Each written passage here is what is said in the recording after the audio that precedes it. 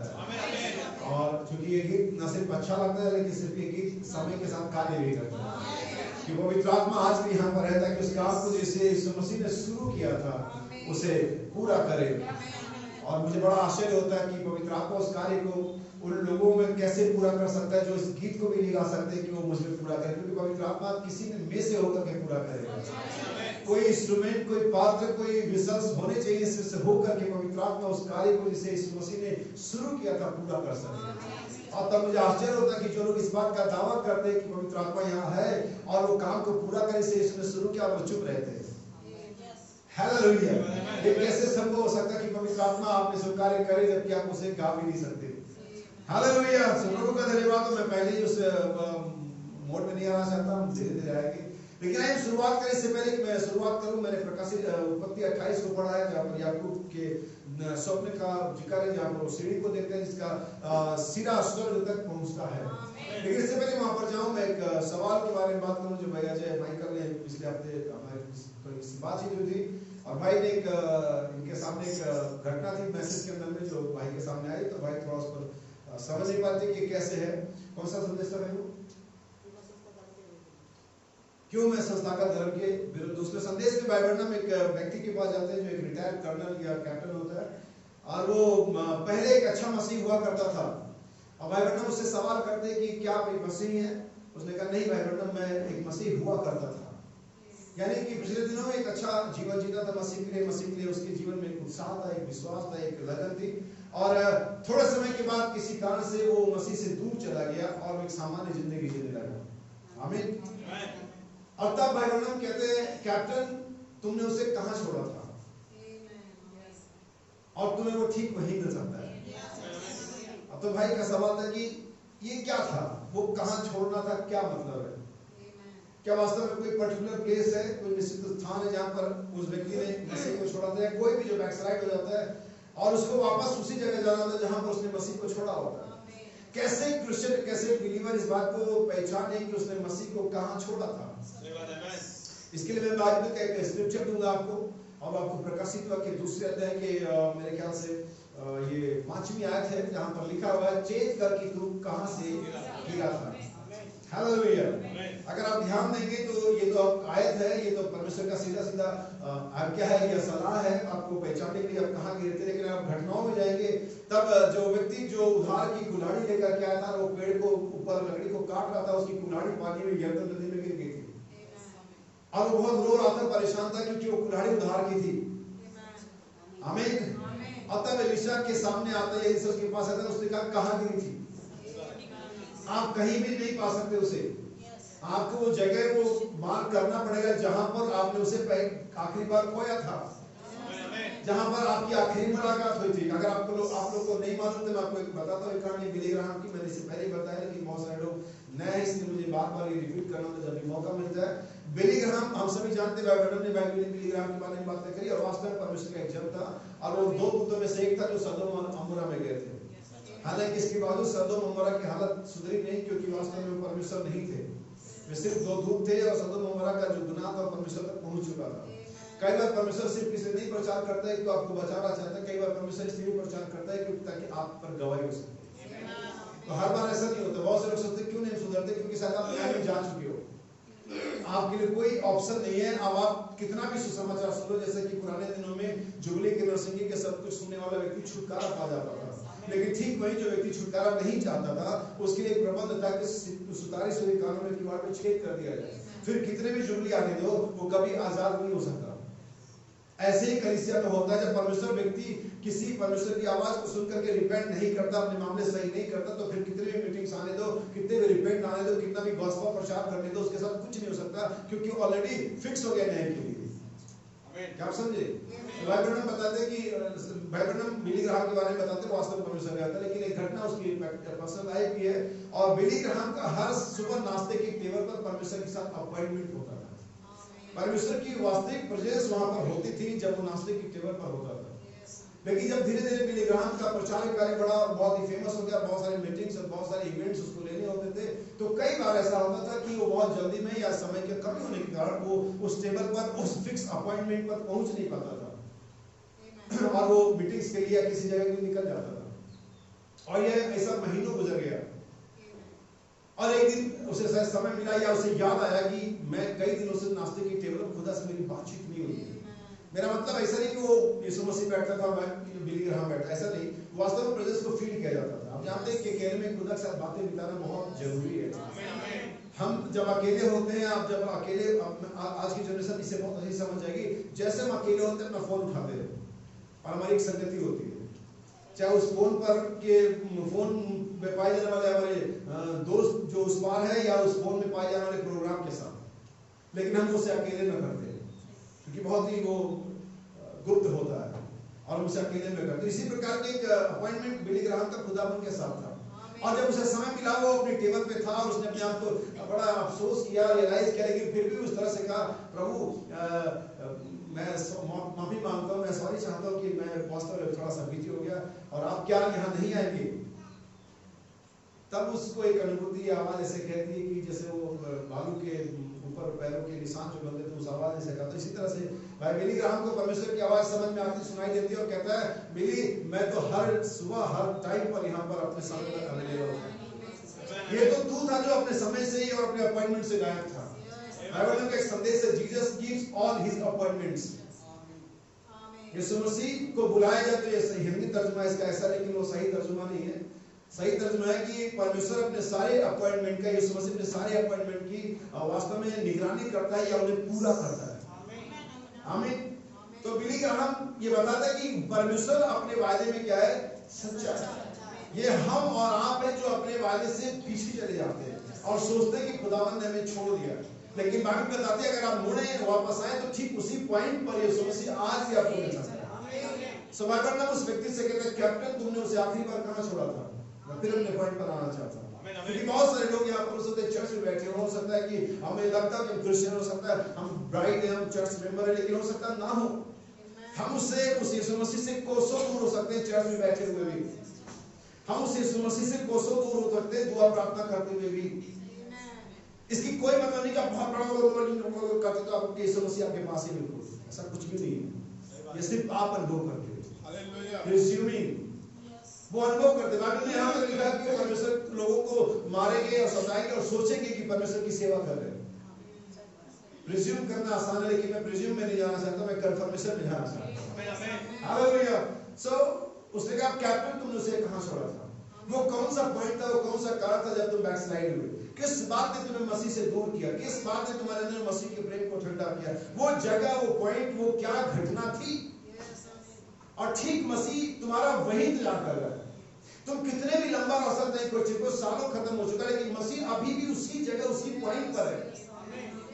आप भूल जाएंगे कि ऐसा हुआ था, परमेश्वर कभी से भूलेगा नहीं। परमेश्वर ठीक आपको वहीं पर बुलाएगा जहां पर आपने उसे छोड़ा हुआ है।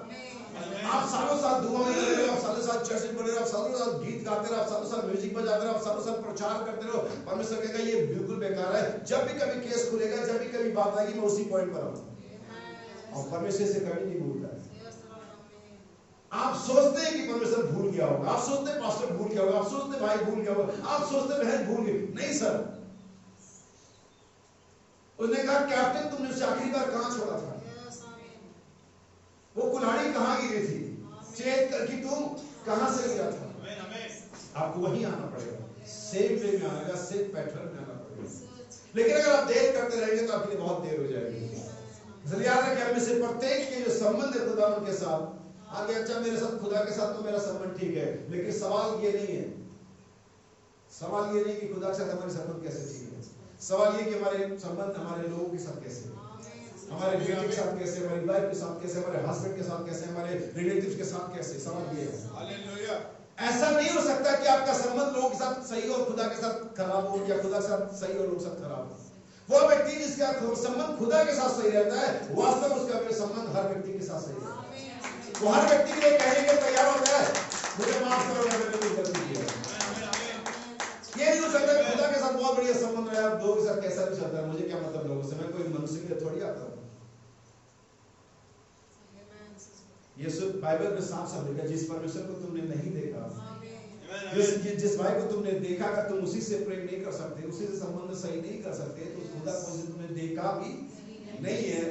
और वास्तव में खुदा भी ये कहना मेरे संबंध ठीक है, क्योंकि कौन जाके पूछने वाला इसके संबंध ठीक है नहीं है, क्योंकि किसी को मिलता ही नहीं हो।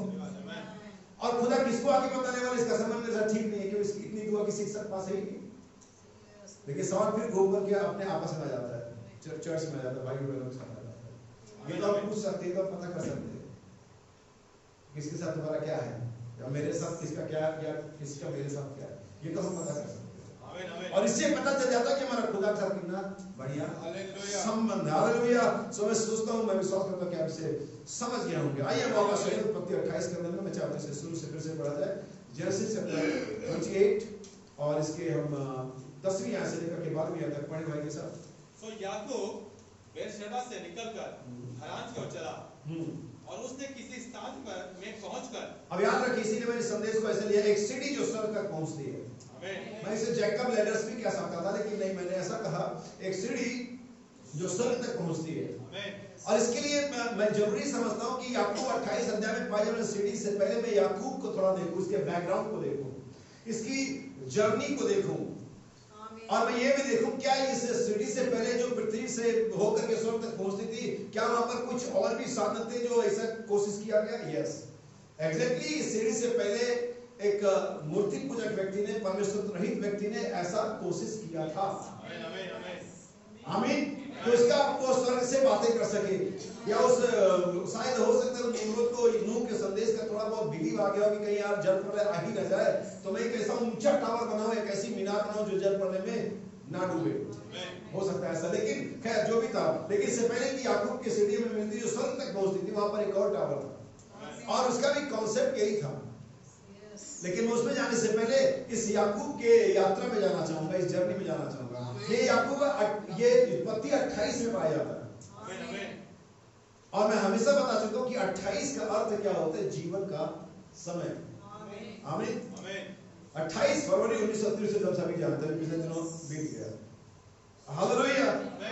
28 के बारे में बात करने से पहले, इस याकूब की सीढ़ी में बात करने से पहले, मैं याकूब के पिछले 2 घटनाओं को दिखाऊंगा, क्योंकि ये समय है जब वो अपने लोगों में से निकल चुका है, अपने घराने को छोड़ चुका है, वो किसी अनजान जगह जा रहा है जहां के बारे में उसको बहुत ज्यादा मालूम नहीं है। वो एक तरह से परमेश्वर के हाथ में है कि जो भी खुदा उसके लिए रास्ता बनाएगा, जो भी परमेश्वर प्रोवाइड करेगा वो ठीक होगा। लेकिन इससे पहले कि याकूब उस सीढ़ी को देखता है जिसका सिरा स्वर्ग तक है, उसने 2 काम किए हुए हैं। पहला काम, उसने जन्मसिद्ध अधिकार प्राप्त किया हुआ है। दूसरा काम, उसने अपने पिता से आशीषें पाई हुई है। यहाँ पर 2 चीजें हैं, ये महत्वपूर्ण है जाना। अभी उसकी शादी विवाह नहीं हुआ है, अभी वो लाबान के घर में पहुंचा भी नहीं है, ठीक है, अभी लिया और राहेल उसे मिली भी नहीं है, लेकिन 2 चीज जो मिली है उसे, वो महत्वपूर्ण थी। वो था पहले जन्मसिद्ध अधिकार, जो उसने अपने भाई एसाव से हथियाया, इसे मैं यही शब्द कहूंगा। और वास्तव में अनंत जीवन आपको गिफ्ट में नहीं मिलता है, वास्तव में परमेश्वर की आशीष से आपको आसानी से नहीं मिलती है। अगर आप आगे को पढ़ेंगे, परमेश्वर ने यहोशू से कहा कि जाओ उस देश को ले ले, मैंने तुझे दिया है, ऑलरेडी अलॉटेड दिया है, लेकिन आपको मालूम होना चाहिए कि उनको हर एक इंच के लिए लड़ना था। आमीन। प्रचारक सिर्फ इतना कहता, चंगाई आप कह लीजिए, प्रचारक कहता पवित्र आत्मा आप कह लीजिए, प्रचारक कहता आशीष से आप कह लीजिए, लेकिन लोग सोचते हैं ओके लाइए प्लेट का, मैं अपना प्लेट में कर लाइए दीजिए, नहीं, ऐसे नहीं मिलेगा, लड़ना पड़ेगा। अपनी चंगाई के दी तो है खुदावन ने, यीशु मसीह पड़ेगा, चंगे तो हुए हैं, लेकिन उसके लिए लड़ना पड़ता है। हर एक इंच के लिए यहोशू को लड़ना पड़ा, दाम चुकाना पड़ा, लड़ाई लड़नी पड़ी, तब वो कनान के कब्जे में आया। आगे मैं सोचे खुदा ने वास्तव में चंगाई दी है, पवित्र आत्मा दिया है, जीवन दिया है, आशीषें दी हैं, लेकिन क्या आप इसके लिए फाइट कर रहे हैं? क्या सोच रहे प्रभु ने दिया है, मैं प्रभु दे देगा, दे दिया, नहीं सर, ऐसे नहीं मिल जाएगा। वो देश भी दिया गया था, लेकिन लड़ाई थी, और याकूब ने बर्थराइट को हथियाया था। बाइबल बताती है स्वर्ग के राज पर आरंभ से ही जोर होता है, और ताकतवर इसे उनसे जो ताकत नहीं रखते छीन लेते हैं। हालेलुया। ताकत किस बात की ताकत? आप कहेंगे मेरी बॉडी तो बहुत स्ट्रांग है, भूल जाओ, वो शारीरिक ताकत से परमेश्वर का छीना नहीं जाता। आमीन। परमेश्वर के उस महान अनुग्रह को बाइबल बताती है एसाव ने तुच्छ जाना, और याकूब ने कटोरी दाल के वजह से, एक कटोरी दाल के द्वारा उस बर्थराइट को क्या कर लिया? हथिया लिया, छीन लिया। हालेलुया। मुझे आश्चर्य होता है कभी कभी कि क्या एसाव इतना मूर्ख था? क्या एसाव के लिए जन्म अधिकार इतनी ही अहमियत रखती थी। और जब मैं आज के मसीहों को देखता हूं तो मुझे लगता है कि शायद जैसा वे तब था वैसे ही आज भी है। जो हमारा जन्म सिद्ध अधिकार है उसको हम अपने थोड़ी सी शौक के लिए, थोड़ी सी वाहवाही के लिए, थोड़ी सी और चीजों के लिए, थोड़े से पैसों के लिए हम यूं ही जाने देते हैं। हम उसकी रखवाली नहीं करते। हम ये नहीं सोचते कि ठीक है अगर मैं मरता हूं तो मर जाने दो, लेकिन मुझे मेरा अधिकार चाहिए। आप जानते हैं साहब के साथ क्या बाइबल बताती जाएंगे, मैं रो रो करके भी आंसू बहा करके मांगने पर उसका कभी उसको ये चीज नहीं मिली। जब एक मसीही अपना जन्म सिद्ध अधिकार बेच देता है, जन्म सिद्ध अधिकार क्या? परमेश्वर के हर एक वचन पर चलना, परमेश्वर के हर एक वचन पर दावा करना, परमेश्वर के हर एक वचन के स्टैंड करना ही एक मसीह का जन्म सिद्ध अधिकार है। आमीन। और जब आप इसे छोड़ देते हैं सिर्फ इसके लिए कोई बुरा मान जाएगा, सिर्फ इसके लिए कि मैं क्यों झुकूं, सिर्फ इसके लिए कि मेरी इज्जत खत्म हो जाएगी, सिर्फ इसके लिए कि मेरे नौकरी चली जाएगी, तब याद रखिए कि आपकी कैटेगरी ऐसा से ज्यादा कुछ नहीं है। सिर्फ एक कटोरी दाल के मजा में लिखा। और उसके बाद उसने अपने पिता से अपने पिता की आशीष ली। ये सब इसलिए बता रहा हूं क्योंकि स्वर्ग जाने का रास्ता फर्स्ट स्टेप में नहीं है, पहले चरण में नहीं है। पहले जो चीजें दिख रही हैं, जो चीजें संभावित हैं, जो चीजें पॉसिबल है, उन पर तो कब्जा जमाओ। पहले जो चीजें आप कर सकते हो उन पर तो कब्जा जमाओ, उनको तो कर दो, तब परमेश्वर के यहाँ पे स्वर्ग का रास्ता दिखाएगा। तब कहीं आप स्वर्ग की उस सीढ़ी को देख पाएंगे। चढ़ने की बात अभी बहुत दूर है। आमीन। इसलिए मैंने जन्म सिद्ध अधिकार को हथियाया, पिता से आशीषें पाई, उसके बाद वो उस जगह में जिसका नाम उसने बाद में बेथेल रखा, परमेश्वर की उस स्वर्ग की सीढ़ी को इसका सीधा स्वर्ग तक पहुंचा। हालेलुया। क्योंकि वास्तव में वो दर्शन था, एक तरह से स्वप्न देखे, जो एक तरह से दर्शन था जो याकूब ने वहां पर देखा था। और उस दर्शन में इस प्रकार से अगली 11वीं आयत में आप ध्यान सुनिए कि किस प्रकार से लिखा हुआ है। और उसने किसी स्थान में पहुंचकर रात वहीं बिताने का विचार किया, क्योंकि सूर्य अस्त हो गया था। तो उसने उस स्थान के पत्थरों में से, किसमें से? उस स्थान के पत्थरों। यहाँ पर पत्थरों का जिक्र क्यों है? लॉजिकली अगर देखें तो उसे किसी पेड़ के नीचे जाना चाहिए था। अगर उस जहां जिस शहर का, जिस देश का ये जिक्र है, जहां पर अगर उस देश के आप भौगोलिक क्षेत्र को देखें तो वास्तव में वो अराबा है, रेगिस्तान है, डेजर्ट। और वास्तव में उसे एक ऐसा जगह ढूंढना है जहां पर वो ठंडा पा सके, जहां पर आराम पा सके, जहां पर उसके पीठ में जो चलने से बहुत दर्द हो, थोड़ी सुकून मिले। लेकिन यहाँ तो बिल्कुल विपरीत मामला चल रहा है। पत्थरों में से एक नहीं, बहुत सारे पत्थर है। पत्थरों में से एक पत्थर लिया और बाइबल इस तरह से इसको कहती है कि उसने उस पत्थर का तकिया किया। क्या आप जानते हैं मसीही गीतों में, मेथोडिस्ट के गीतों में एक गीत गाया जाता है कि मसीह को अपना तकिया बनाओ। और मसीह वो चट्टान है जो युगों की चट्टान है, और मसीह के बिना आप कभी स्वर्गीय दर्शन नहीं पा सकते। हो सकता है वो रास्ता, वो माहौल, वो एटमॉस्फेयर थोड़ा कठिन हो, दुख देने वाला हो, लेकिन अगर आपको स्वर्ग में जाना है, स्वर्ग के दर्शन को पाना है, उस सीढ़ी को देखना है, तो आपको इसी कठिन दौर से गुजरना पड़ेगा। क्योंकि जैसा नबी ने कहा कि मसीहत एक पिकनिक स्पॉट नहीं है, मसीहत एक बैटल ग्राउंड है। अभी बैटल है लेकिन बाद में आराम है।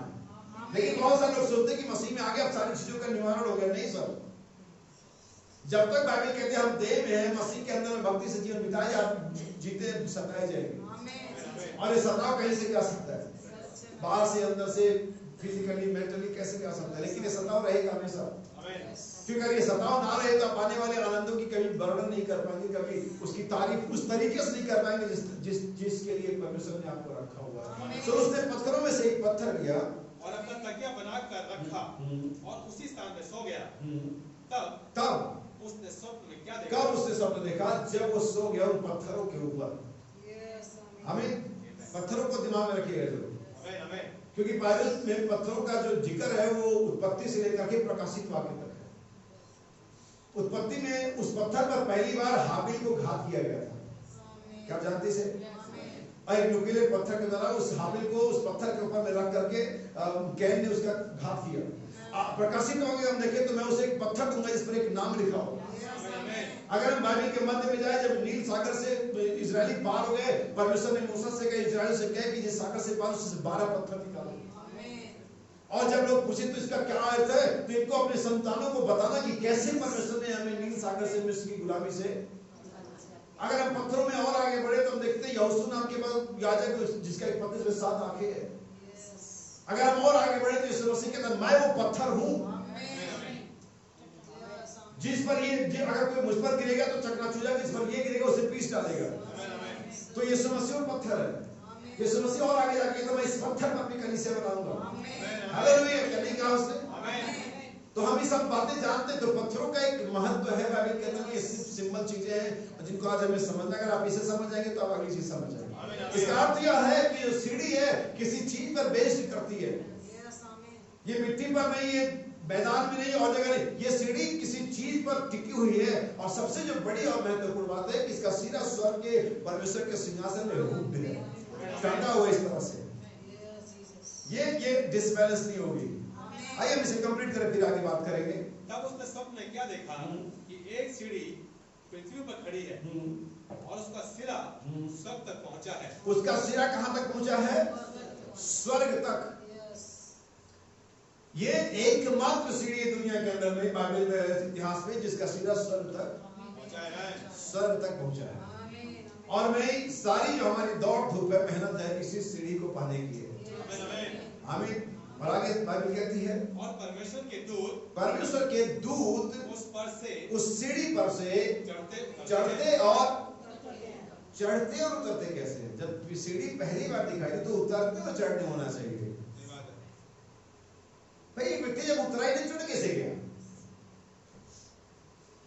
आइए हम वापस जाएं और एक और सीढ़ी का जिक्र देखें जिसे यीशु मसीह ने कहा था। Gospel of John chapter 1 verse 51, यूहन्ना का सुसमाचार और उसका पहला अध्याय, उसका 51 वचन। ध्यान से सुनिएगा। और मुझे नहीं मालूम कि इन तर्जुमों में किस तरह के तर्जुमे हैं, लेकिन अगर आप सही तर्जुमा पढ़ते तो दोनों जगह जो क्रम है, ऑर्डर है, उल्टा है। असेंडिंग और डिसेंडिंग, और डिसेंडिंग और असेंडिंग। सुनिए।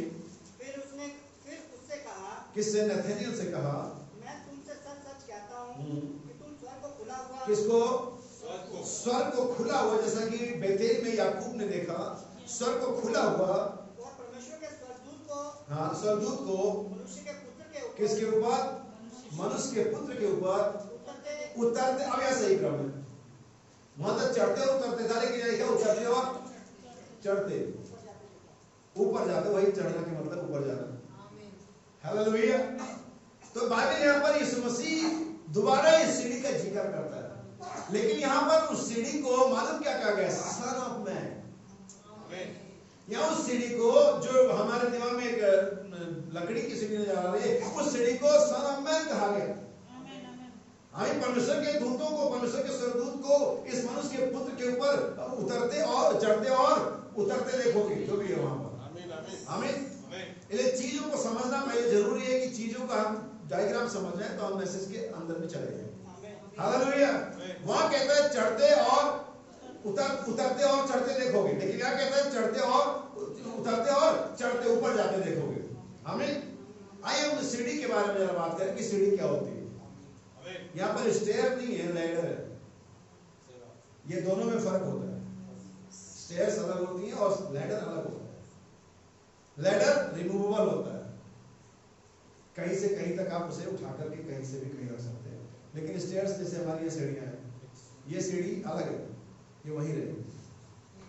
सीढ़ी किन्हीं दो डिस्कनेक्ट चीजों को एक साथ कनेक्ट करती है। सीढ़ी का इस्तेमाल हम किसी जगह से जुड़ने के लिए, किसी चीज को उतारने के लिए, ये जो भी दो चीजें हम एक साथ एक जगह खड़े होकर नहीं पकड़ सकते, उसके लिए हम सीढ़ी का इस्तेमाल करते हैं। तो फिर सबसे बड़े सवाल है कि सीढ़ी की जरूरत क्या थी? क्यों इस सीढ़ी का जिक्र बाइबल के पुराने नियम में और नए नियम में दोनों जगह है? पहली बात ये चैप्टर 28 में, इसको पहले क्लियर कर दूं, फिर मैं बताऊंगा इसकी जरूरत क्या है। चैप्टर 28 में बता चुका हूं। इसके लिए मैं आपको बाइबल की कुछ आयतें दूंगा, 4-5 आयतें दूंगा, ताकि आप समझ जाए कि चैप्टर 28 में क्यों है। मनुष्य परमेश्वर के जीवन से अलग हो गया था। मनुष्य के पास जीवन था, मनुष्य का जीवन था, क्षणिक जीवन था। बाइबल कहती है मनुष्य क्या है? जो उसकी सुधि लूं, वो घास के समान है। हमारे पास एक जीवन है जिसको एंड तय कर दिया गया है, लेकिन इससे पहले कि गुनाह या पाप जीवन जिंदगी में मानव जाति के पास आता, उनके पास एंडलेस लाइफ था, जिसको कहते हैं अनंत जीवन। लेकिन अब हमारे पास जो जीवन है उसका एक समय सीमा है। बाइबल कहती मैंने उसके लिए, तूने उसके लिए सेवा ठहराई से वो पार नहीं कर सकता। तो हम मनुष्य उस जीवन से जो परमेश्वर का था अलग हो गए थे, और इसी जीवन को जो परमेश्वर का था मनुष्य के साथ वापस जोड़ने के लिए इस सीढ़ी का इस्तेमाल किया जाता।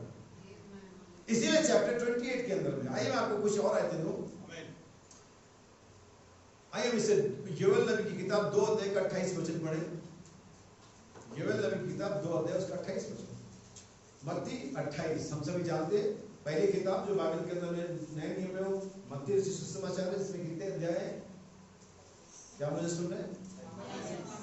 28 अध्याय। पहली किताब की शुरुआत कितने अध्याय के साथ होती है? जीवन यीशु मसीह। 28 अध्याय मत्ती के सुसमाचार में। अगर मत्ती के बाद हम जाए तो हमारे पास आता है मरकुस, जो एक और सुसमाचार है। मरकुस के बाद एक और सुसमाचार जो लूका है, मरकुस में 16 अध्याय है, और लूका में कितने? 24। और उसके बाद हमने अपने यूहन्ना में शायद इसमें 21 अध्याय है। आमीन।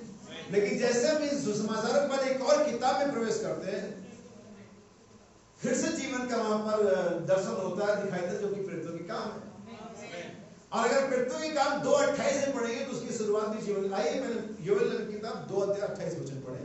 उन बातों के बाद हाँ, मैं सब प्राणियों पर अपना आत्मा उंडेलूंगा। कौन सा नंबर है ये? योएल 2:28। आमीन। इन बातों के बाद मैं सब प्राणी पर अपना आत्मा, और हमारा नबी कहता है अनंत जीवन का अगर कोई सोर्स है, एकमात्र सोर्स है, जरिया है, तो वह है पवित्र आत्मा।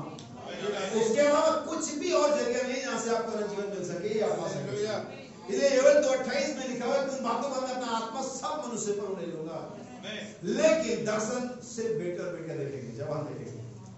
हमें उड़ेला जाएगा लेकिन सभी काम नहीं करेंगे, खास काम खास लोगों के लिए।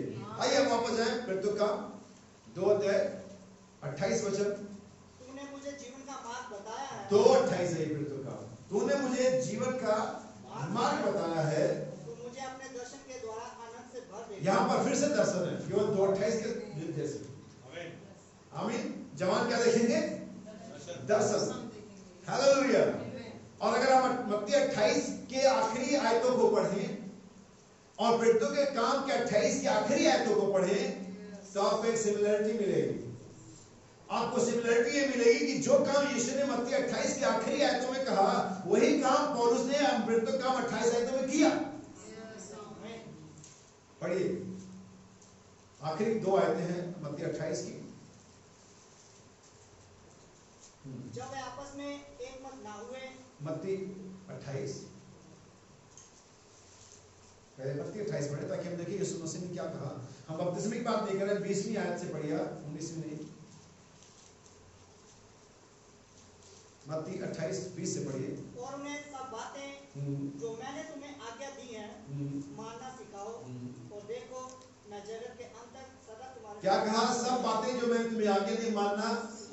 ये कमीशन था, ये कमांडमेंट था उन चेलों को जिन्हें परमेश्वर ने, प्रभु यीशु मसीह ने बुलाया। सिर्फ बपतिस्मा देना कलीसिया का काम नहीं है। वो जो परमेश्वर का सच्चा जन है, चेला है, उसका काम बपतिस्मा देना और उसके द्वारा नंबर बढ़ाना नहीं है कि देखो हमने यहाँ कलीसिया स्थापित करी, हमने इतने। उसका काम उन बातों को सिखाना भी है जिन्हें बपतिस्मा देता है। क्योंकि बपतिस्मा उद्धार के किए गए कार्य का पहला स्टेप है, या हम कहेंगे उस सीढ़ी का, इसकी बात करें, पहला डंडा है। अगर आपको ध्यान, बहुत से लोगों का सवाल ये था कि इस सीढ़ी में कितने स्टेप्स थे, कितने डंडे हैं, जो याकूब ने देखा। बाइबल में इसका जिक्र नहीं थी, लेकिन तो भी बाइबल बिना जवाब तो कभी नहीं रहती। और मेरा ये मानना है कि 12वीं आयत में है,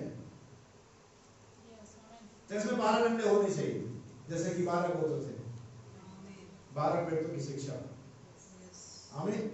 लेकिन अगर आप ध्यान देंगे तो ये नए नियम में आकर के ये 12 प्रेरितों की शिक्षा 7 कलीसियाई कालों में डिवाइड हो जाती है। ठीक है, आप 12 साल में कैसे डिवाइड होता है? ठीक वैसे ही जैसे 7 कलीसियाई कालों को परमेश्वर के नबी ने 4 भागों में डिवाइड किया हुआ है। अब 7 को 4 में नबी कर सकता है, हम तो नहीं कर सकते, लेकिन नबी ने किया। पहला युग कैसा था? सिंह के समान। दूसरा युग कैसा था? बछड़े के समान। तीसरा युग कैसा था? मनुष्य के पुत्र के जैसा। लेकिन अगर चौथे में तो कैसा था? उकाब। तो 7 कलीसियाई काल कितने भागों में है? 4 भागों में। अब 12 डंडे थे वहां पर, लेकिन अगर आप यीशु मसीह की, मैं ढूंढ रहा था लेकिन मुझे मिला नहीं, लेकिन अगर आप देखेंगे तो कहीं 7 टोकरे भी उठाए गए और कहीं 12। और मैंने इस चीज को अच्छी तरह से बता रखा हुआ है, मुझे मिली नहीं कि 12 टोकरे जो उठाए गए थे, जो और जगह पर उठाए गए थे, वो 5,000 की भीड़ जो थी वो इजरायली को रिप्रेजेंट करता है, लेकिन जो 7 टोकरे उठाए गए थे वो कलीसिया कानून को रिप्रेजेंट करते हैं।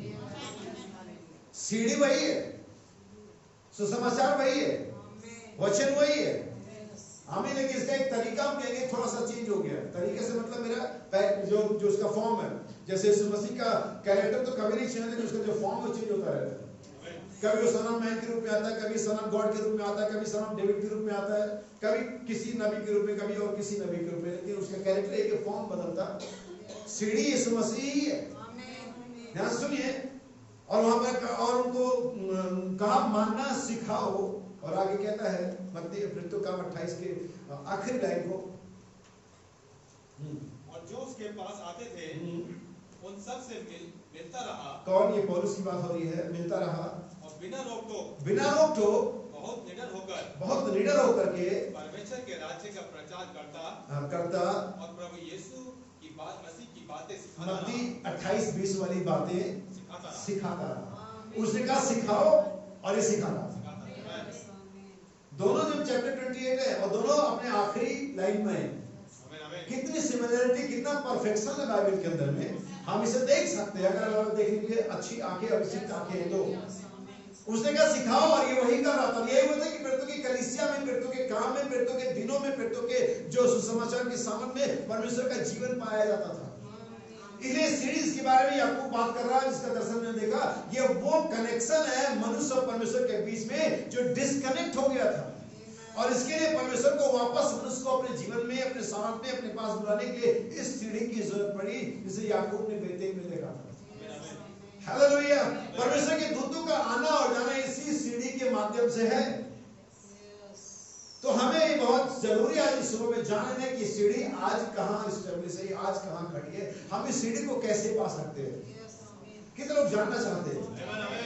सीढ़ी 2 डंडों से होकर के बनती है, और उन दोनों डंडों को बीच में जोड़ने वाले स्टेप्स होते हैं, छोटे डंडे होते हैं, और ये 2 डंडे नया और पुराना नियम है जो स्ट्रेट है।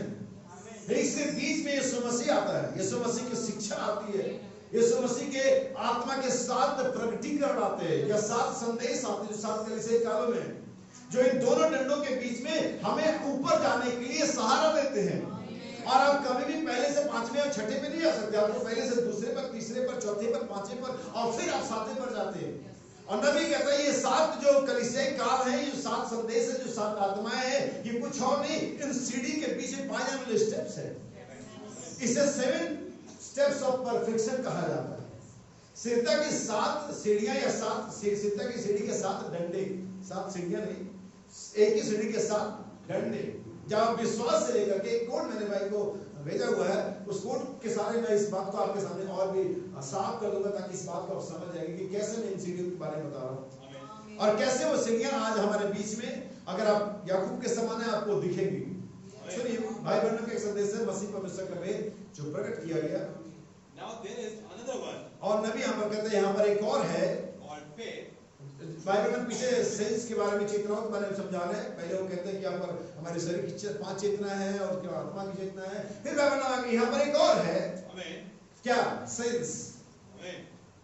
क्या है? सेंस। अगर आप स्वप्न की बात करते हैं तो स्वप्न जो होता है हमारे अदर सेंस में देखा जाता है। ठीक जिस सेंस में अभी आप बैठे, इस सेंस में आप सपने नहीं देख सकते। अनकॉन्शियस सेंस, बेसुध हो जाना, वो एक सेंस होता है। लेकिन ठीक एक साथ आप उसे मिला नहीं सकते। सिर्फ प्रॉफिट्स इस तरह से क्रिएट किए जाते, बनाए जाते हैं, जो दोनों एक साथ इस्तेमाल कर सकते हैं। सिर्फ नबी ऐसे होते हैं जो जागते हुए, चलते हुए, गाड़ी चलाते हुए दर्शन देख सकते हैं। हम ऐसे नहीं बनाए, हमारी रचना ऐसे नहीं हुई, लेकिन नबी ऐसे होते हैं। इसे नबी कहता, वहां पर एक और है। क्या? सेंस, जिसका नाम है विश्वास। आप जानते हैं कि सारे नबी, चाहे पुराने नियम में चाहे नए नियम में, किसके द्वारा चले? अपने सेंस से नहीं चले, अपने शरीर के चेतनाओं से नहीं चले, अपनी आत्मा की चेतनाओं से नहीं चले, विश्वास से चले। Abraham walk by faith. आमीन। इब्रानी 11 अध्याय में जितने भी नाम है कैसे चले, वो अपनी चेतनाओं से नहीं चले। अगर आप अपनी चेतनाओं से चलने की कोशिश करें आपको हमेशा ठोकर लगेगी, आपको हमेशा प्रॉब्लम आएगी, आपको हमेशा असुविधा महसूस होगी अगर आप अपनी चेतनाओं से चल रहे हैं। यही वजह कि लोग गिर जाते हैं, यही वजह लोग ठोकर खाते हैं, क्योंकि चेतना नहीं बताती ऐसा हो रहा है। लेकिन जब बाय फेथ चलते हैं जो कि एक और चेतना जो कि सुपर सेंस है, तब आपको परेशानी नहीं होती है। सुनिए, जैसे कि अगर हम कहें कि एक व्यक्ति जो साधारण तरीके से किसी काम को कर रहा है, मेहनत को कर रहा है और वो बहुत जल्दी थक जाता है या छोड़ देता है, लेकिन अगर उसने कुछ और ही चढ़ा रखी हो, आप समझ रहे हैं क्या कह रहा है, तो वो बड़े आसानी से उस काम को कर देता है, क्योंकि फिर वो अपनी चेतना में नहीं होता है, वो किसी और ही जोर में होता है, वो चाहे शराब का नशे का जो भी हो। ऐसी फेथ है, जब आप इसे अपने आप से करना चाहते हैं ये नहीं हो सकता, जब अपनी सेंस में करना चाहिए नहीं हो, लेकिन जब पवित्र आत्मा की तरफ आपको विश्वास मिल जाता है तब आप इसे बड़े इजीली कर सकते हैं। सुनिए आगे, एक और इसका नाम विश्वास है। But by faith, लेकिन विश्वास के द्वारा you walk up a ladder. और आप विश्वास के द्वारा उस सीढ़ी पर चढ़ते हैं। बाय फेथ आप उस सीढ़ी को अपनी इस सेंस के द्वारा, इस चेतना जो आंखों का जो देखना है, उस सीढ़ी को ना देख सकते ना चढ़ सकते। आपने इस पैर वाली चेतना से जो चलने का है या स्पर्श करने का, आप उस पर नहीं आ सकते। बाइबल हम साफ बताते हैं उस लैडर को पाने का, उस पर चढ़ने का एक ही सेंस है कि तरीका है बाय फेथ। सुनिए, You walk up a ladder और आप उस सीढ़ी पर ऊपर चलते हैं and finally और अंतिम में, आखिर में you get so high और आप बहुत ऊंचाई पर चले जाते हैं until you break into another world, जब तक कि आप दूसरे आयाम में नहीं पहुंच जाते, which is vision. जो कि दर्शन होता है। क्या आप समझ पा रहे हैं? आप जानते हैं हम इतने परेशानी में क्यों होते हैं, हम इतने दुविधा में क्यों होते हैं, हम इतने संदेह में क्यों होते हैं, हम इतनी तरह की बातों को क्यों सोचते, क्योंकि हमारा जो सारा कनेक्शन इसी आयाम के साथ है। हम उस अदर आयाम को ब्रेक ही नहीं कर पाए। एक व्यक्ति जो स्वर्गीय देश का अभिलाषी होता है, एक व्यक्ति जिसके सामने स्वर्ग रियल होता है। अरे मैं इब्रानी की 11 अध्याय के अंदर में जाऊं, क्योंकि हो सकता है मैं बातों से आपको इसे समझा ना पाऊं, लेकिन मैं इसे अच्छे तरह से इसे समझा सकता हूं परमेश्वर के वचन के द्वारा। वर्स 15, हिब्रू चैप्टर 11 वर्स 15, ध्यान से सुनिए, क्योंकि यहाँ पर बाइबल ने एक जो बात कही है बहुत महत्वपूर्ण है, क्योंकि 4-4 लाइनों में बहुत बड़े बड़े प्रकाशन होते हैं। मैंने सोचा कि पूरी किताब उसके लिए जरूरत पड़ेगी, लेकिन एक परमेश्वर के जन के लिए, आपके जन के लिए 4 लाइन बहुत महत्वपूर्ण है। तो बाइबल नाम के यहाँ पर एक और, इसका नाम विश्वास है, और जब विश्वास के उस सीढ़ी को पा लेते हैं और ऊपर जाते हैं, और जब तक आपको ऊपर जाना, जब तक कि आप उस आयाम को ब्रेक ना कर दें, उस विश्वास की लैडर को इतना ऊपर जाइए कि आप दर्शनों के आयाम में पहुंच जाए, जो कि वास्तव में आपको परमेश्वर के राज को क्लियरली दिखाता है। वर्स 15, और जिस देश में से मैं निकल आए थे, यदि उसकी स्तुति करते तो उन्हें लौट जाने का अवसर था, पर वे एक उत्तम अर्थात स्वर्गीय देश के अभिलाषी हैं, इसीलिए परमेश्वर उनका परमेश्वर कहलाने में उनसे नहीं लजाता। सो उसने उनके लिए एक नगर तैयार किया है। आगे, विश्वास ही से इब्राहिम ने परखे जाने के समय में इसहाक को बलिदान चढ़ाया, और जिसने प्रतिज्ञा को सच माना था, और जिससे यह कहा गया था कि इसहाक से तेरा वंश कहलाएगा, वह अपने इकलौते को चढ़ाने लगा, क्योंकि उसने विचार किया कि परमेश्वर सामर्थी है कि मरे हुए में से जिलाए। सो उन्हीं में से दृष्टांत की रीति पर वह उसे फिर मिला। विश्वास ही से इसहाक ने याकूब और एसाव को आने वाली बातों के विषय में आशीष दी। ठीक है, विश्वास, ठीक है, मुझे लगता है कि शायद मैंने वो आयत यहाँ पर नहीं है, लेकिन यहीं पर कही है, जो ऐसी बातें कहते हैं वे साबित करते हैं किसी और देश की खोज में। वो आयत यही कहीं पर है और कई बार मिस हो जाती है, लेकिन बाइबल कहते हैं जो ऐसी बातें कहते हैं, यानी उनके बातों का तरीका ये बताता है कि वो यहाँ पर जो इन आंखों से दिख रहा है, इसके सहारे या इसके द्वारा जीवित नहीं है, वो किसी आने वाले राज्य की खोज कर रहे हैं। हालेलुया। जो ऐसी बातें कहते हैं वे साबित करते हैं कि वो इस राज्य के नहीं है। इसलिए बाइबल कहते हैं विश्वास की सीढ़ियों को चढ़ते हैं और आप इस आयाम से बाहर निकल जाते हैं, आप उस आयाम में पहुंच जाते हैं दर्शनों का आयाम है, और उन बातों का आप ऐसे बोलते हैं जो अभी जगत को दिखाई नहीं देती, लेकिन वे एग्जिस्ट करती है। ये उनके लिए होता है जो उस सीढ़ी को जो याकूब ने देखी थी पा चुके हैं। ये उनके लिए नहीं होता है जो वास्तव में इसी आयाम में, इसी दुनिया की चिंता में, दुनिया के मोह माया में फंसे हुए हैं, उनके लिए नहीं है, लेकिन ये उनके लिए जो सीढ़ी को पा चुके हैं। हालेलुया। याद रखे मेरे भाई बहन, याकूब ने कहा मैंने एक सीढ़ी देखी जिसका सिरा कहां पहुंचता है,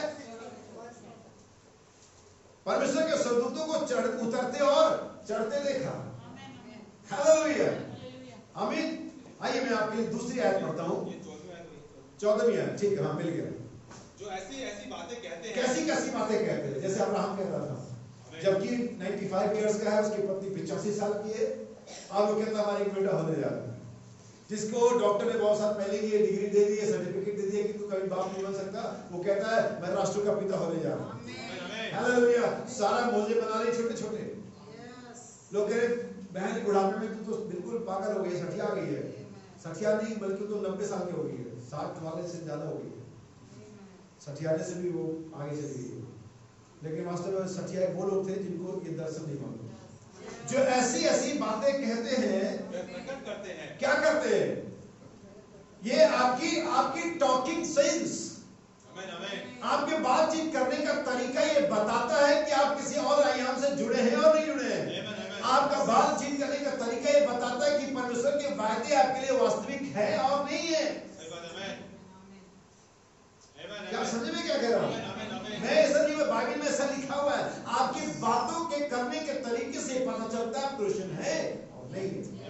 जब आप दुनिया की बातों को बहुत ज्यादा इंपॉर्टेंस देते हैं, आपके लिए वो मरने और जीने की बात हो जाती है, जो कुछ भी नहीं है परमेश्वर के सामने, और उसके अलावा परमेश्वर के वचन को, परमेश्वर के प्रेम को, परमेश्वर की सेवकता को, भाई और बहनों के प्रेम को छोड़ देते हैं। ये दिखाता है कि आपका कनेक्शन उस आने वाले जगत से अभी नहीं है।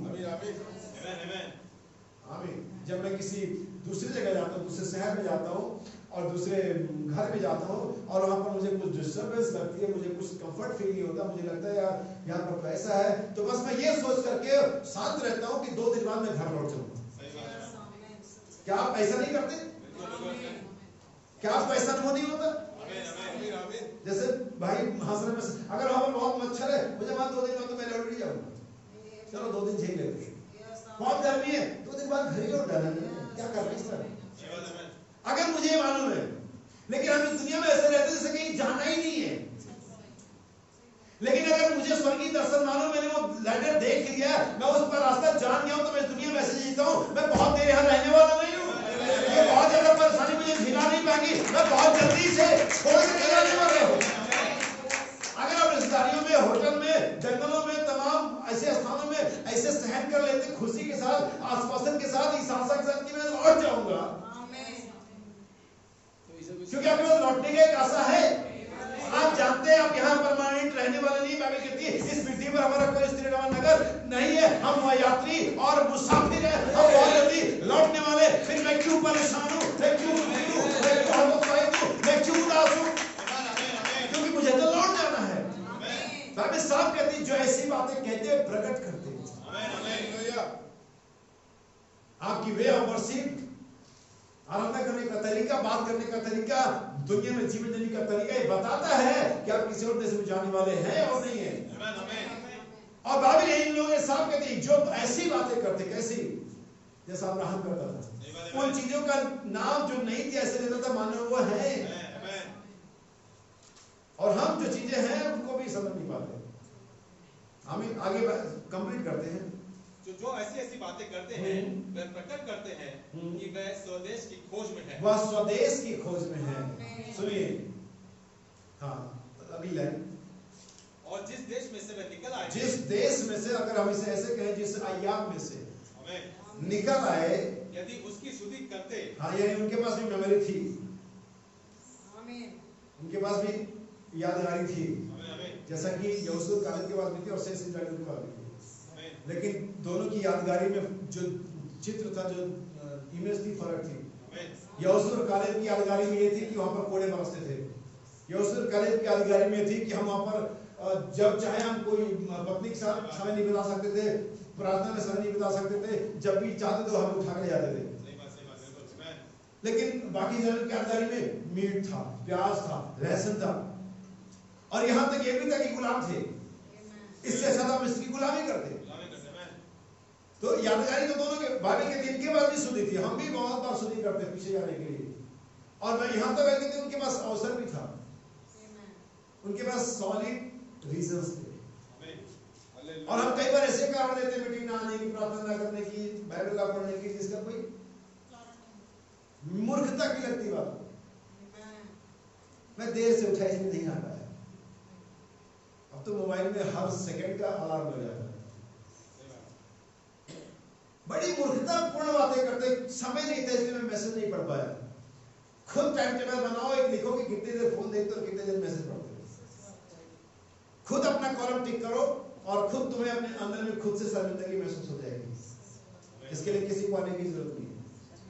हालेलुया। सुनिए, वो जिस देश से निकल आए थे, यदि उसकी सुधि करते तो उन्हें लौट जाने का अवसर था, लेकिन आज याद रखिए एक बिलीवर उस सारे अवसर को खत्म करके आता है। आमीन आमीन, सही बात है। एक व्यक्ति यीशु मसीह के पास आया, उन्होंने कहा प्रभु मैं चलना तो चाहता हूँ, मैं चलूंगा भी, लेकिन एक काम करने थे मुझे, जरा एक पापा मेरे मर गए उनको दफनाने थे। तो यीशु मसीह ने क्या कहा? मुर्दों को मुर्दे काट लेते।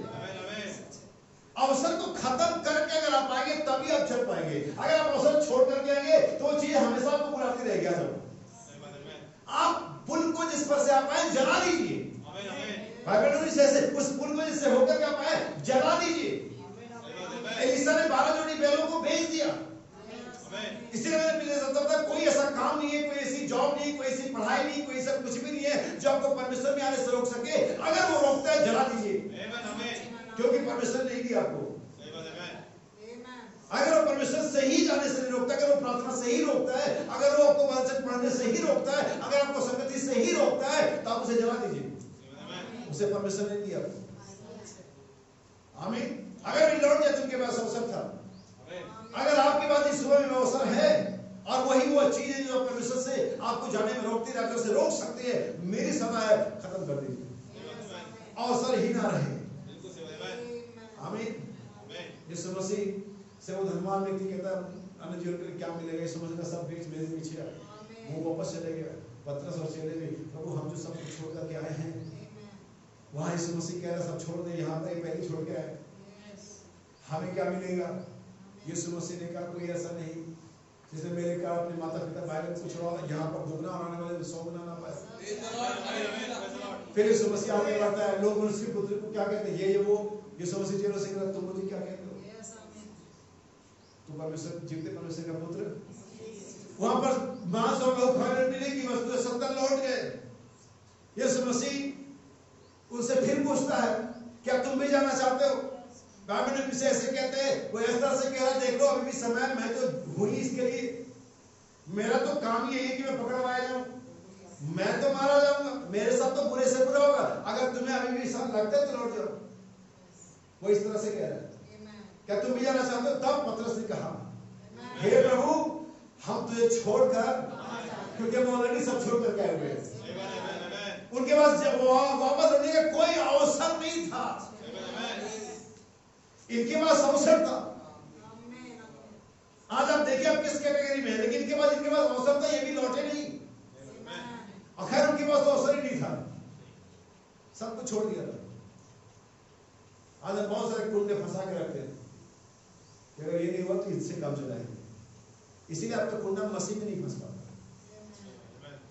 क्योंकि एंकर एक ही होता है, आप जिधर चाहो फंसा लो, दुनिया में फंसा लो, रिश्तेदारी में फंसा लो, पैसे में फंसा लो या मसीह में फंसा लो। लेकिन मेरा एंकर मसीह में डला।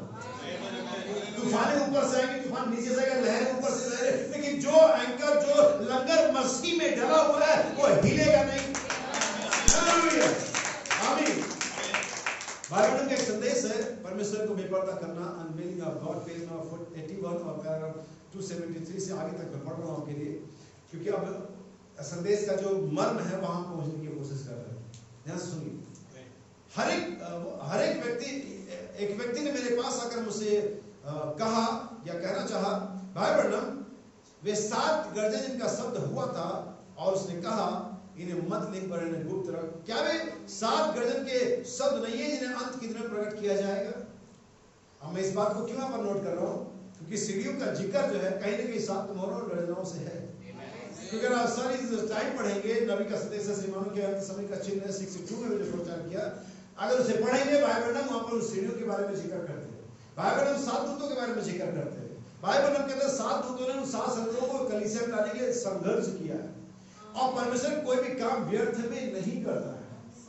और किसी भी घर में या कहीं भी कोई जो सीढ़ी ऊपर जाने की होती है उसी से नीचे आते हैं, और जिससे नीचे आते हैं उसी से ऊपर जाते हैं। बाइबल के अंदर में कोई दूसरी सीढ़ी नहीं है, या कोई दूसरा मसीह नहीं है, कोई दूसरा चट्टान नहीं है, कोई दूसरा नाम नहीं है। एक ही चट्टान है, एक ही मसीह, एक ही नाम है। हालेलुया। अब ध्यान सुनना, क्या ये 7 गर्जन के समय जिन्हें अंत के दिन में प्रकट किया जाएगा? देखिए 7 गर्जन जो कि हमें बताएंगे। अब देखिए बात थोड़ी अच्छी नहीं लगती, परंतु अब जब आप ऐसा कहते हैं तो आप उस पर ध्यान दें कि किसके विषय में क्या क्या कह रहे हैं। देखिए उसने कहा था तू इन्हें मत लिख समझे, इन 7 गर्जनों ने अपना शब्द दिया था।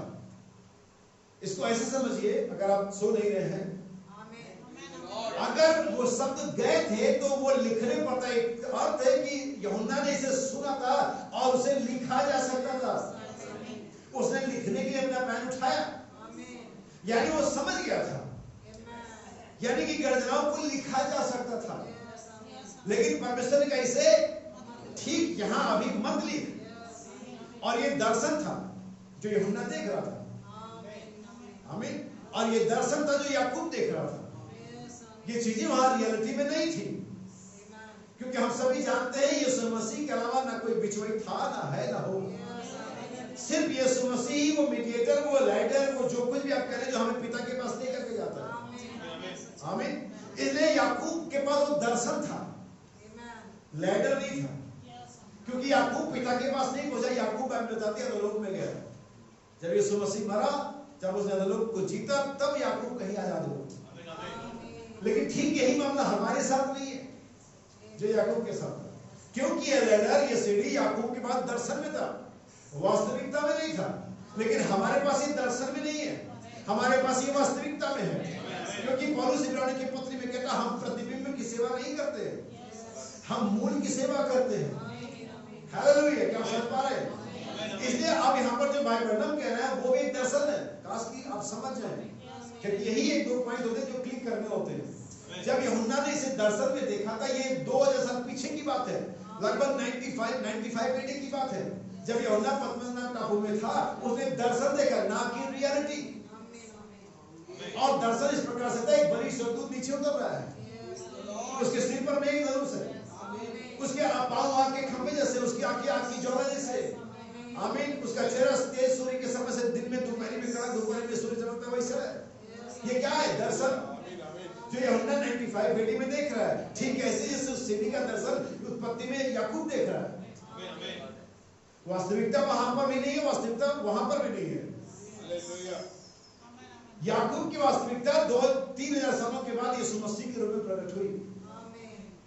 या याकूब की जो सीढ़ी थी जिसका दर्शन देखा था, स्वप्न देखा था, वो वास्तव में यीशु मसीह के शक्ल में पृथ्वी पर उतरी।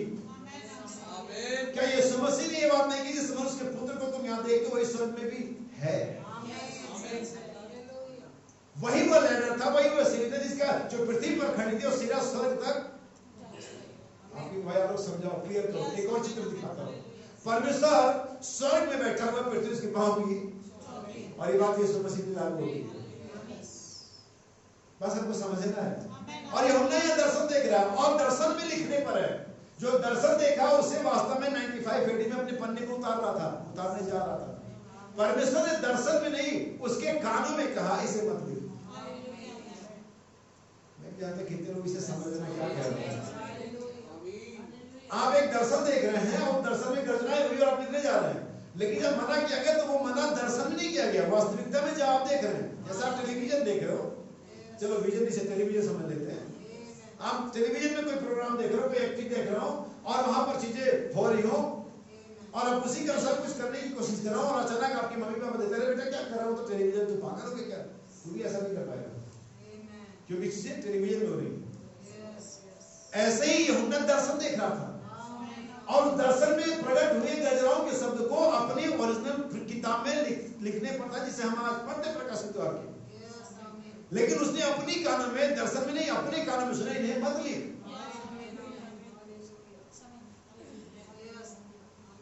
समझ जाओगे तो ठीक है, नहीं समझोगे तो फिर मैं तो आगे बढ़ूंगा।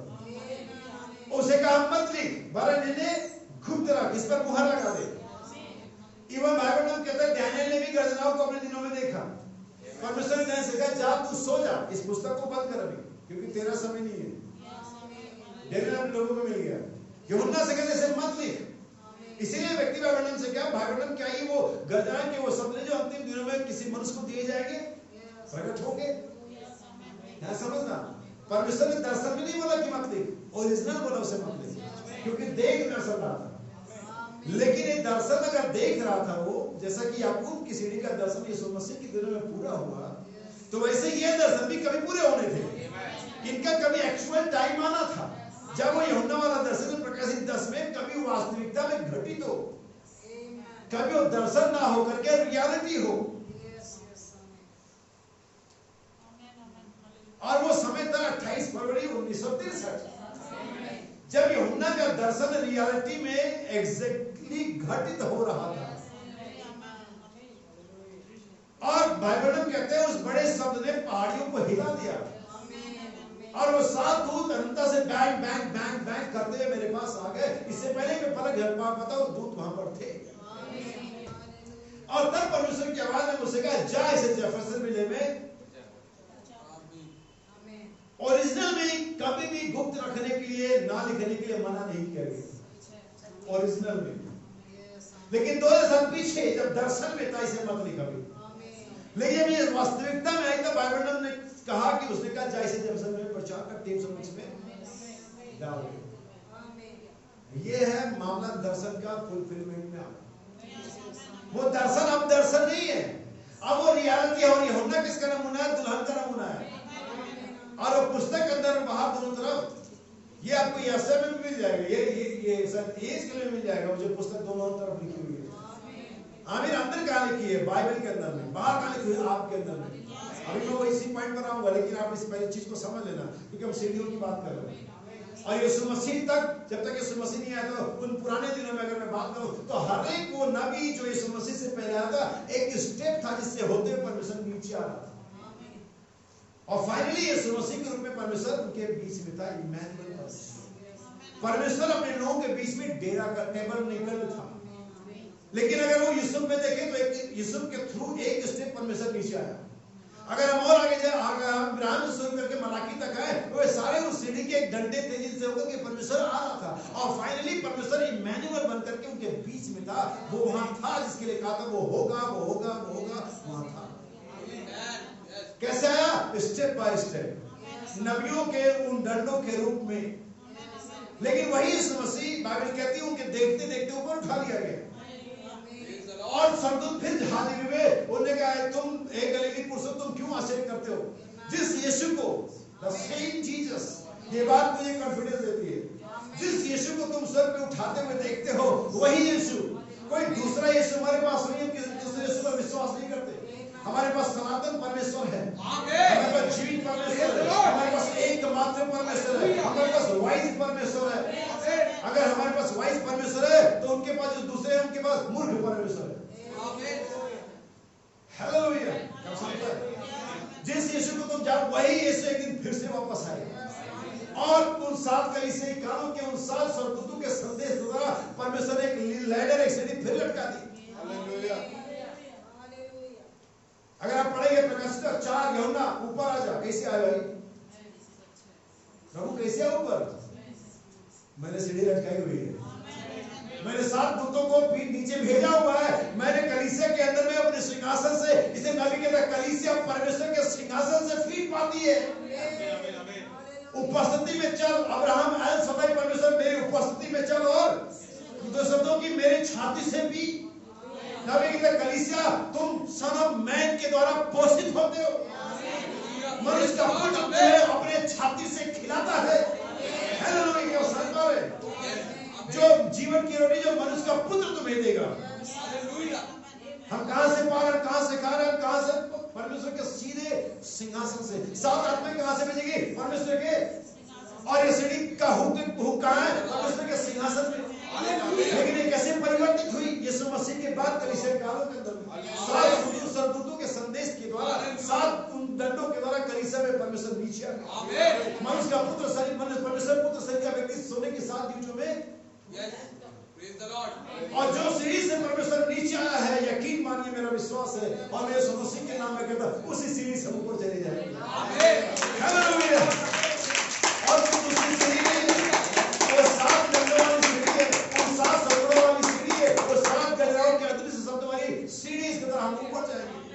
ये बोले कि 2010-2012 के बाद एक प्रचारक ने गजरों के बारे में बहम फैलाते थे और लोगों को भरमाते थे, वे खुद प्रीच कर रहे थे, क्योंकि वो आखिरी में मानते थे इसके अलावा कोई सीढ़ी है नहीं, इसके अलावा कोई मैसेज है नहीं। धड़ाधड़ कर चले, धड़ाधड़ कर चले, धड़ाधड़ कर चले। आमीन। क्यों? क्योंकि फाइनली ये कीवर्ड है, यही रिवाइवल है। सुनिए ध्यान से, मैं सोचता हूं कि आप पॉइंट तक पहुंच गए हैं। आमीन। उसने कहा इन्हें मत लिख, समझे, इन 7 गर्जनों ने अपना शब्द दिया था विजन में, जिन्हें लिखा नहीं गया था बाइबल में, लेकिन ये लिखा गया था पुस्तक की पिछली ओर। यीशु मसीह ने यूहन्ना 14 अध्याय में जब ये बात कही थी, शायद 14 या किसी और चैप्टर में, कि तुम पवित्र शास्त्र में क्या ढूंढते हो। यीशु मसीह पवित्र शास्त्र का बैक पार्ट था, लेकिन लिखा जो कुछ भी यीशु मसीह था वो बाइबल में लिखा हुआ था। अगर आप सुसमाचारों की किताबों को बारीकी से पढ़ेंगे तो हर एक्टिविटी जो यीशु मसीह करता था लिखा था, ताकि वचन पूरा हो जाए, ताकि जो यिर्मयाह ने कहा पूरा, ताकि जो यशायाह ने कहा पूरा, ताकि जो भविष्यवक्ताओं ने कहा, यानी कि जो यीशु मसीह जी रहा था बाइबल के बाहर, पुराने नियम के बाहर पिछले हिस्से में यीशु मसीह था, लेकिन जो कुछ जो जी रहा था बाइबल के अंदर में लिखा हुआ था। और वैसे आप पुराने नियम के बाद नया नियम आता है। अगर यीशु मसीह पुराने नियम का फुलफिलमेंट था, तो मैं कहने जा रहा हूं दुल्हन नए नियम का फुलफिलमेंट है। आप कुछ और नहीं है, जो बाइबल में नए नियम में लिखा है उसका फुलफिलमेंट है। आप वो हैं जो जी करके दिखा रहा है। हालेलुया। और कुछ भी नहीं, क्योंकि पुस्तक अंदर में लिखी है, पुस्तक बाहर का लिखी है। तुम जीवित और लिखा है, हमने लिखा, मुझे बताओ क्या ये बात मांस और लहू में लिखी गई थी? यस, हमारी देहों के लिए, हमारे जीवनों के लिए तुम जीवित और लिखित पत्रियां हो। लिखित क्या? जो बाइबल में वही, तुम नई पत्रियां नहीं हो। इसलिए कुछ नया करने की कोशिश ना करें, वही जो लिखित है, वही जो लिखित है वही जीवित है। ये लिखित वचन यहाँ जीवित वचन बनता है। इसलिए यीशु मसीह कहते तुम वचन में क्या ढूंढते हो, वो तो लिखित वचन है। हालेलुया। और लिखित वचन व्यवस्था में लिखा है जो पाप करे, व्यभिचार करे, मार डाला जाए। और बाइबल कहती है लेट अस किल, शब्द मारता है। लेकिन जब यीशु मसीह लिखित वचन का जीवित वचन था, उसने बेचारे को बचा दिया। क्या समझ पा रहे हैं? हमारी समझ को खोल दे और चीजों को प्लेन व्यू में देख सके। हालेलुया। अंदर लिखा है यीशु मसीह का बपतिस्मा। हमने बहुतों पर ट्राई किया कि यीशु मसीह का बपतिस्मा समझ जाए, ले ले, नहीं किया, क्योंकि उनके अंदर नहीं लिखा था। इसमें तो अंदर लिखा था, उनके अंदर बाहर में लिखा था। लेकिन जैसे कोई एक मिल गया जिसमें बाहर भी लिखा था, अंदर जो आया लिखा था वही बाहर भी लिखा था, वो आगे बढ़ा। क्योंकि नसीब अंदर लिखा था लेकिन बाहर भी लिखा था। बाइबल कहती है आप किताब है। बाइबल पुराने नियम में कहते हैं पुस्तकें खोली गई और वो पुस्तकें आपका जीवन है। जैसे कि बहुत सारे लोगों को डायरी बनाने का शौक होता है, बचपन से लेकर डायरी बनाते हैं। और ये अगर आप में से कोई बना रहा है फालतू का मत करे, परमेश्वर आपकी बना रहा है। टेंशन ना, पेन पेपर टाइम वेस्ट ना करे। परमेश्वर हर एक की उसकी पहली सांस लेकर के अंतिम सांस बना, और एक दिन खुलेगी, एक दिन तुम्हारी पूरी लाइफ की डायरी।